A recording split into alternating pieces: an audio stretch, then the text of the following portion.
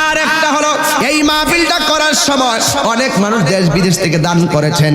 আপনারা কিন্তু মনে মনে ভুলেও কিন্তু রাগ করবেন না, দান কইরা কিন্তু আপনারা লস হন নাই। মনে করতেছেন টাকা চলে গেছে, আপনার মনে লস হয়ে গেছে। না না না, আসাখিউ হাবিবুল্লাহ, দানশীল ব্যক্তি হলো আমার আল্লাহর বন্ধু। আল্লাহর হাবিব বলেন হাসরের ময়দানে আরশ আজিমের ভিতরে 7 শ্রেণীর মানুষ আরশের নিচে ছায়া পাবে। 1 নম্বর গেল, 2 নম্বর গেল, 3 নম্বর হলো দানশীল ব্যক্তি, যারা আল্লাহর সন্তুষ্টির জন্য দান করে।